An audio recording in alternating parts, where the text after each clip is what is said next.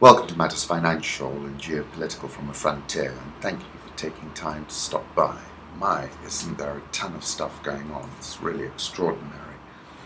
However, I started my morning at 6:37 a.m. when I reached the office, and I took this photograph of the sunrise and tweeted, "Good morning, world." The direction of the sunrise is it's coming over this half-finished building, which has been like that for about 2 years. But nevertheless, you can see the sunrise. This Saturday, I'm looking forward to hosting Aaron Rambui, who I called Mercurial, which I think he is, at Mindspeak. He's an instrumentalist. His music is a fusion of jazz, benga, gospel, he said. And it is more than that, I think, much more than that. And he's going to take us through the business of music. He's going to play us some music.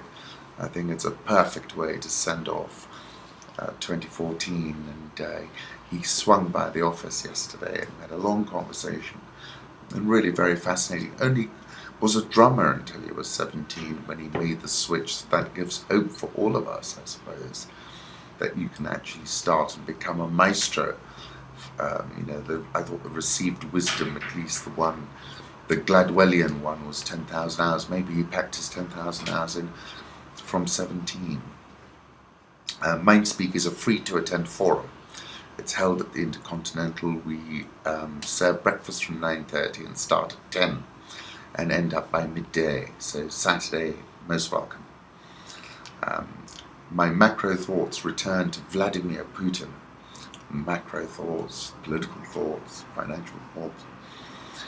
And I tweeted this morning, or I think it was yesterday, for the Time, I think it was Time, Man of the Year, Vladimir never saw the 21st century currency, oil, warfare expert Barack Obama coming. And I'll go into that and look through the Russian markets as well. I went back to something I wrote on the 25th of August 2014 when I said the new normal is a very arrhythmic world. And when I typed in arrhythmia into the computer to see what the actual explanation for that word was, it said for years he'd been studying the phenomenon of chaos, of which an arrhythmic heartbeat was a perfect example. And it was His Excellency Johann Borgstam who told me that the signal announcing this new arrhythmic normal was the disappearance of MH370. And I said, since then, planes have been falling out of the sky like flies, and the uncertainty around MH370 and MH17 is sharpened by the way the story is seemingly turned on and off. And that took me back to Don DeLillo. We are not witnessing the flow of information so much as pure spectacle, or information made sacred, ritually unreadable. The small monitors of the office, home and car become a kind of idolatry here, where crowds might gather in astonishment. And I said, now given this new level of arrhythmia, friction, and a kind of unsettling ambiguity, how are we to navigate the financial markets? And I said, in the old days, these conditions would have created a flight into the dollar. And interestingly, the dollar has been punching higher. And I said then, if things tip big, the dollar might soar, and it soared against the ruble, for example. And I'll show you some other instances. The real, Brazilian real, no one's talking about it. That's had a huge move as well. My own thoughts return to Jorge Luis Borges. Being with you and not being with you is the only way I have to measure time. Political reflections, I'll put up a photograph of Pakistani mourners praying during the funeral of a student following this attack yesterday by Taliban gunmen on the school in Peshawar. It's photographs from Getty Images, and I condole with all the parents to murdered children as they sat their exams with all their dreams of the future. It's a particularly heartless thing, I think. It was clearly intended to terrorize the army. The spokesman for the group, Muhammad Umar Khurasani, said, "We selected the army school for the attack because the government is targeting our families and females. We want them to feel the pain." A fellow called Masood on Bloomberg is saying the government and the army can convert this opportunity into a game changer. I think he's right. Let's see if they can. I thought that Prime Minister Sharif said all the right things. The first lesson of the day for the 10-year-old Irfan Shah at Peshawar's Army Public School was social studies. As he settled down to his books, he was not to know that his world was about to be blown apart, independent. I was sitting in my class when I heard firing outside. Our teacher first told us that some kind of drill was going on and that we do not need to worry, he said. Then the sound came closer. Then we heard cries. One of our friends opened the window. He started crying as there were several schoolfellows lying on the ground outside the class. Everybody was in panic. 2 of our class fellows ran outside in panic. They were shot in front of us. It was the beginning of an 8-hour massacre in which 132 of the school's 1,092 students and 9 of the staff were to die, with hundreds more injured.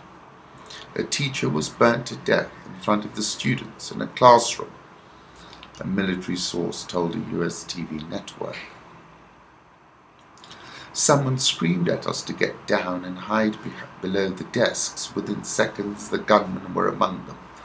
They shouted Allahu Akbar before opening fire. There is no God of any character that is going to accept that, is there? I saw a pair of big black boots coming towards me. This guy was probably hunting for students hiding beneath the benches. There are so many children hiding beneath the benches. Go get them, one of the men ordered another. According to Bloomberg, Pakistan has seen terrorists murder more than 50,000 people since 2001. I'll put up a photograph of ambulances carrying children from the Army Public School. This is a Reuters photograph. Go back to Don DeLillo in Mao 2. In societies reduced to blur and glut, terror is the only meaningful act. There's too much everything, more things and messages and meanings than we can use in 10,000 lifetimes. Only the terrorists stand outside. The culture hasn't figured out how to assimilate him. It's confusing, this is the piece that's relevant, when they kill the innocent, which they did. But this is precisely the language of being noticed, the only language the West understands. The way they determine how we see them, the way they dominate the rush of endless streaming images. That book starts with the description of 2 parents in the audience of a massive stadium, looking down and scanning thousands of couples, all of whom are getting married, looking for their daughter. It's pretty arresting when you think about that opening. Put up an image of a mass wedding. White House sanctions putting Russian economy on the brink of crisis. Into crisis, it's not on the brink anymore. And as I said, Putin just did not see this coming. And Kerry, playing nice cop, these sanctions could be lifted in a matter of weeks or days, depending on the choices that President Putin takes. Their sole purpose here is to restore the international norm with respect to behavior between nations, to ensure respect for borders, sovereignty and rights, he said. Meanwhile, White House spokesman Josh Earnest said President Obama was expected to sign legislation this week authorizing new sanctions on Russia over its activities in Ukraine and providing weapons to the Kiev government. Very interesting piece. Plummeting oil prices coupled with a significant increase in terrorism, this is what I've been talking about, the insurgency, tail risk, and regime instability pose a direct threat to several sub-Saharan African countries next year. 2015 will ask searching questions for Nigeria's political climate as the country heads into a crucial election in February. Campaigning comes against a backdrop of sliding crude prices which have crushed an economy which relies on oil for 70% of its income. Opposition in the north to Goodluck Jonathan's re-election has deepened because of a deadly insurgency by Boko Haram in the region. And talking about how when Jonathan won the previous election, it triggered 3 days of riots in the north that left 800 people dead, and that there are fears that the violence will recur as tension rises in the southern cities of Lagos and Port Harcourt. Saying, there's a likely case of disputed elections, risk of severe political violence will continue for several more months after the elections and raise the currently low probability of a military coup. South Sudan, saying Kenyans have grown increasingly critical of President Kenyatta's failure to protect the country.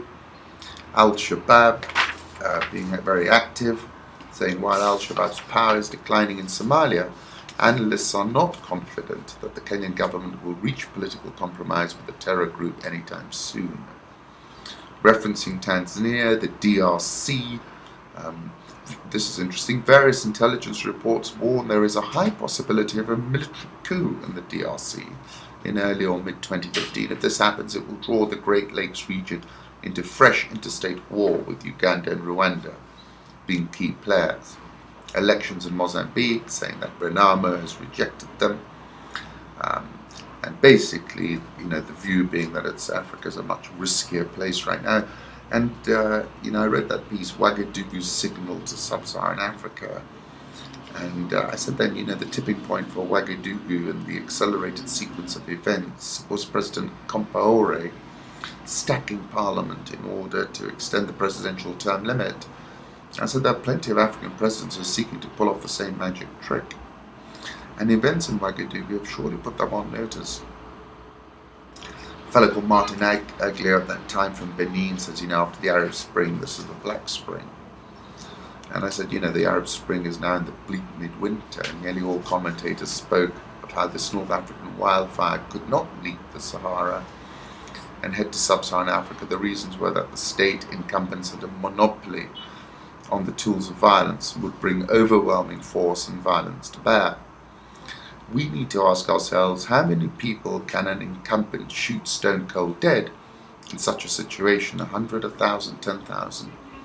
This is another point. There is a threshold beyond which the incumbent can't go. Where that threshold lies will be discovered in the throes of the event. Therefore, the preeminent point to note is that protests in Burkina Faso achieved escape velocity. They crossed that threshold real quick. Overthrowing incumbents is all about acceleration, momentum and speed. Out of a population of 17 million people in Burkina Faso, over 60% are aged between 17 and 24. And the country's youth, in my opinion, flex their muscles. What's clear is that a very young, very informed and very connected African youth, just as much as it can be considered a demographic dividend, can also be considered, in this case, a demographic terminator, in Compaoré's case. The insurgency tail risk remains. I wrote about that. General Breedlove, who's a fantastic play on Strangelove. Speaking of the long war, the overall geopolitical picture looms into view. He says, this is a long-term, not a short-term fight. Until we address the root causes of these kinds of issues, we can expect to have to deal with these kinds of issues so much like we put great pressure on the problem of Afghanistan, and we see it now erupt in sub-Saharan Africa, the eastern part of Africa, Iraq, Syria. So my estimation is that this is a long-term issue, not a short-term issue. According to a report on Shafak, who I've never come across before, the US was involved in its first ground clash between ISIS and US. Field commander of the Iraqi army in Anbar province said that the US force, equipped with light and medium weapons supported by fighter force model F-18, was able to inflict casualties against fighters of the IS organization and force them to retreat. AP has a headline, Qatar, where is it? What is it? I'll put up a photograph of Doha as seen from the sky. I think it has the highest per capita GDP in the world. There just might be life on Mars. NASA's Curiosity rover picks up mysterious methane burps that could possibly be coming from alien organisms. Very interesting. Katrina Manson went up to Juba, just got back, said the war has reduced oil output in the petrodollar independent country. The economy is coping with an appalling shortage of dollars and fuel as a result. Queues at the few functioning petrol stations drag for half a kilometre. Car owners send their workers close to the border for a jerry can of fuel. Since the civil war started, the black market rate for South Sudanese pounds has substantially weakened to 5.9 to the dollar, compared to the official central bank rate of 3.16. Speculators can effectively double their money, and bankers complain the central bank stopped allocating dollars to them in February. KCB, Kenya's largest bank, says it has not made a single loan this year as a result. This hurts small businesses. One bakery I learned about needs $30,000 a month to import wheat flour for its thriving business, but no bank will give it the money. Anyone who can access dollars instead prefers to double their money on the black market, a money recycling game played by the elite rather than sourcing dollars for businesses that could grow and diversify the economy. Not everybody is losing. Then she's mentioning Kenya's insurer UAP, which leads Juba's $35 million insurance market, lost 40% of its customers this past year, but revenues are up 18%, thanks to raised fees and new policies to cover political risk. I was in Juba 1,842 days ago. I'll put up an image, and it really feels like another era. The markets are in massive turmoil. Let's get to the markets.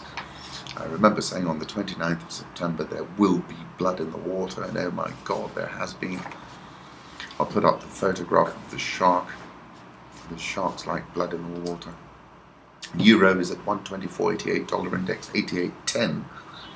The Fed have been meeting, and there is some expectation of a more dovish stance. Nevertheless, I think this is a massive stimulus for the US economy from the lower oil price. We're one print away, a big economic number away from the Fed being forced to act. Japanese yen 117.02 touched 115.57 yesterday, which was the highest level for the yen since November 17. Swissy 0.9616. Pound above 157, 157.19. Aussie below 0.82, 0.8154. India rupee considerably weaker, 63.735. South Korean won 10.9355. The real has had a big move, 273.84.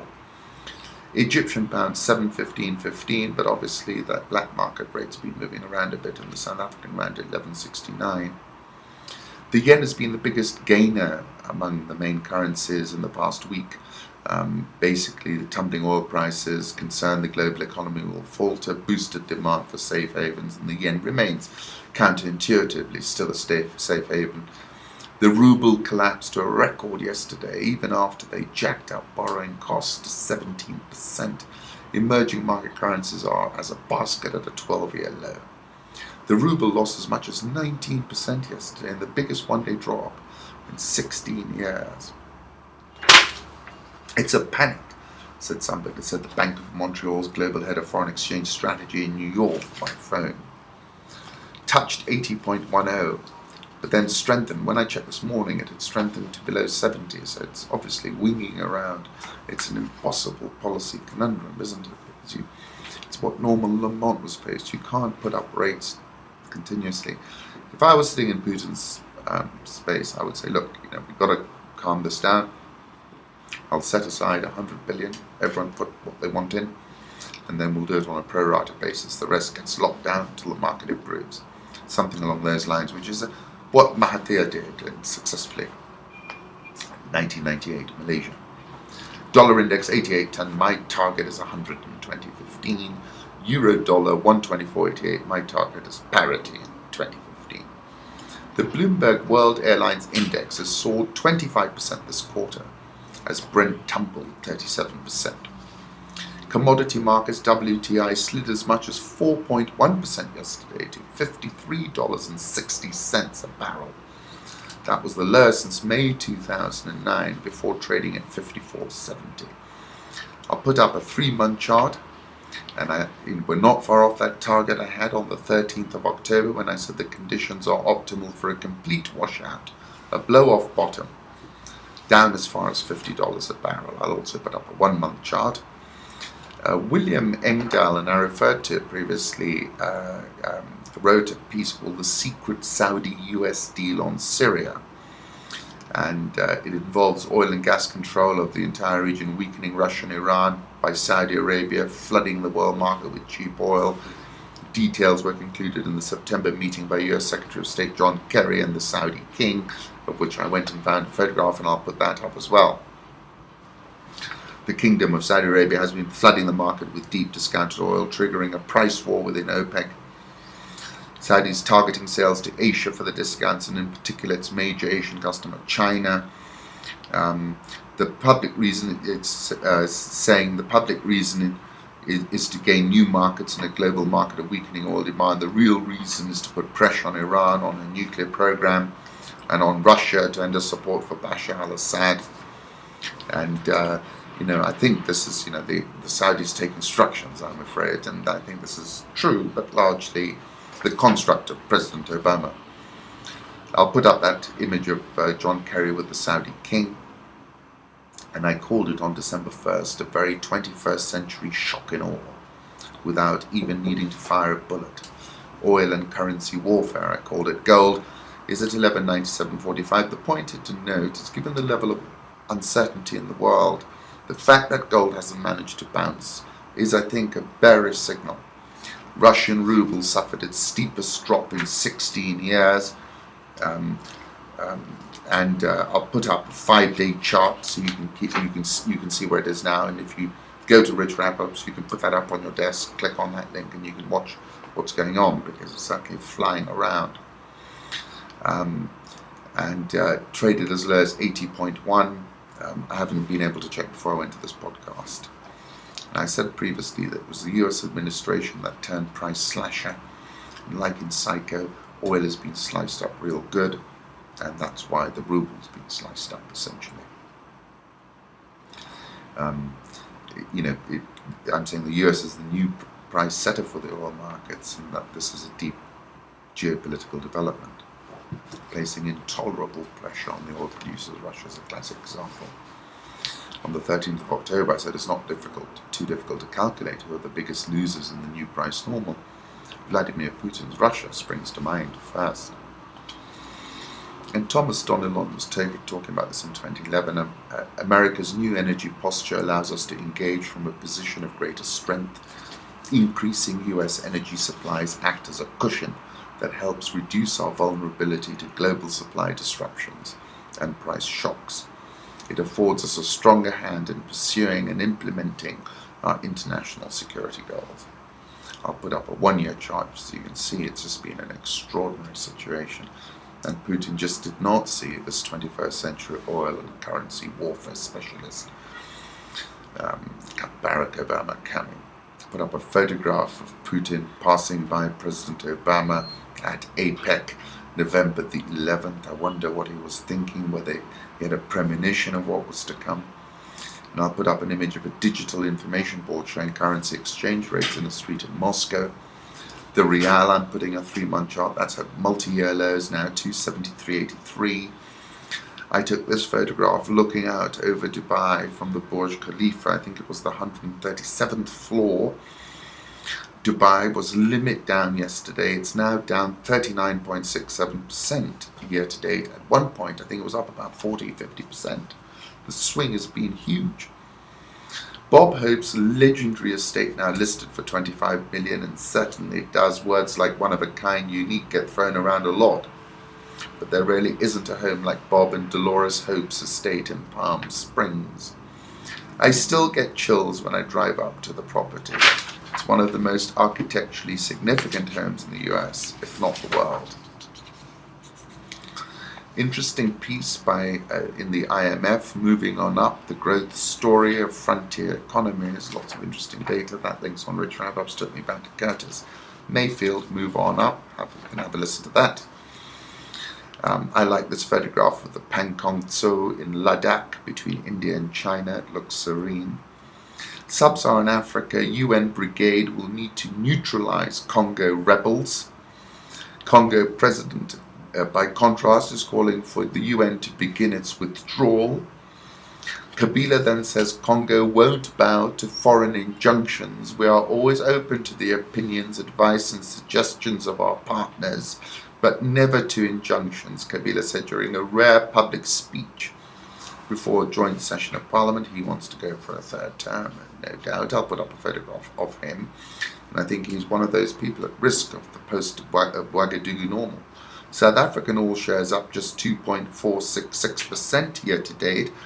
It has fallen 6.164% over the last 4 weeks. Dollar Rand, which I had a target of 12.4, is now trading at 11.69.15.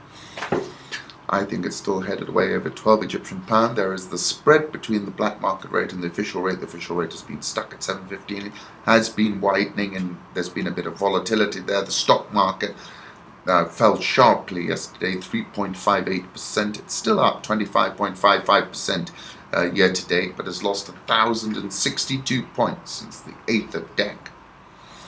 Now listen to this. Nigeria's interbank overnight lending rate spiked further by 20 percentage points to 80% on Tuesday.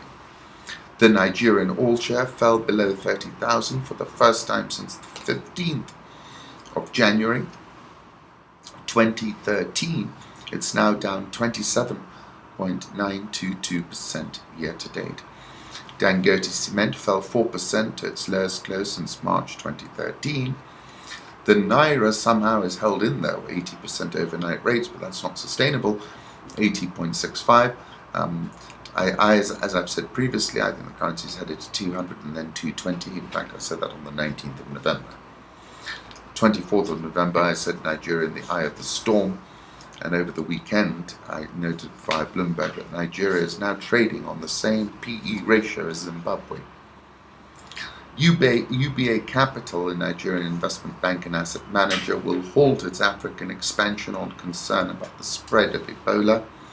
Ghana Stock Exchange is at 19-week highs, but the EU is cut aid to Ghana, saying they must cut phantom workers. The European Union suspended budget support to Ghana and said it won't resume the aid until the government eliminates so-called ghost workers from its payroll. It's crucial to eliminate all ghost workers from the payroll. If the EU is to resume its budget support to Ghana, we must be sure that we're paying for real teachers and real health workers. The Sunday Times reported on December the 14th that funds from the EU had been used by Ghana to pay government salaries, including those of about 20% of workers who can't be accounted for. The finance minister didn't answer calls to his mobile. The cedi is dropped 26% this year. The Ghana Eurobond got slammed. The issue is around the IMF. If the IMF are behind Ghana, then it's cheap. If they're going to fall out with the IMF, this is the beginning of a much, much bigger sell-off. Kenya has deregistered 510 NGOs, including 15 accused of links with terrorism. Many of them appear to be aid agencies, several of them Christian organizations, orphanages or groups working in the areas of health and development. Incredibly, Médecins Sans Frontières is on a separate list of 12 organizations which has been given 21 days to submit audited financial statements. MSF said in response that it had complied with all reporting obligations. I think the issue is around improving intelligence and coordination and collaboration, rather than enacting more and more restrictive laws, which are like using a sledgehammer to crack a nut. Uchumi's rights issue, which closed last month, raised 1.6 billion shillings against a target of 895 million. That's a good result. The Kenya shilling is trading at a fresh low, 90.636. The Nairobi all shares up 18.82% year to date, has corrected 3.085% since closing at a record on the 8th of December. NSE 20 up 3.349% year to date. According to Tristan McConnell, there's just one male northern white rhino left on the planet. He's living in Old Pajetta. I took this photograph of 2 male rhinos at Lower not too long ago.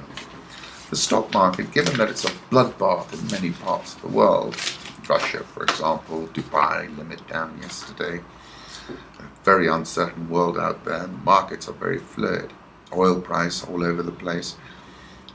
My view was set out previously that I think Barack Obama has waged very effective oil and currency warfare. Nigeria and Angola therefore have a lot further to fall, I'm afraid. I'm saying the security exchange here is having to navigate some very choppy waters, and in that context it's proving very resilient. Safaricom edged 0.36% lower to close at 1390. It's 7.33% below a record for 15 set on the 9th of December. It's been in a classic bull pattern for 3 years, higher highs, higher lows, corrections of maximum of 10%. No reason to think anything different here. KCB, highest volume session of 2014, closed at 57, traded 0.73%, 0.785% of its shares actually, which is a very big trade. Equity Bank rallied 2% on strong volume. NSE of course ticked up because it was a really banner session, over 2 billion. There was the NSE said over 3 billion, but according to the data I received, it was about 2.1 billion. So I'm not sure what the end result of that is. Anyway, thank you so much for stopping by. I do appreciate it.